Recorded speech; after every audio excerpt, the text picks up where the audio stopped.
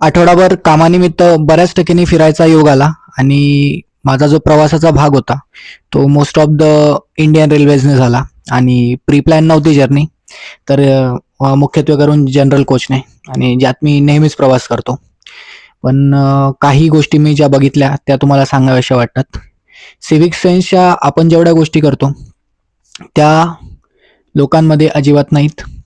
शासनाला जेवढ्या शिव्या देतो त्यापेक्षा लोकांमध्ये पान मसाला, गुटखा खाऊन थुंकणे किंवा काहीतरी खाल्लं जे रॅपर्स आहेत किंवा बॉटल्स आहे ते चालत्या ट्रेनमधून फेकून देणे किंवा जनरल क्लासमध्ये जागा असूनही पाय पसरून बसणे, झोपणे म्हणजे मनाला पटेल तेच.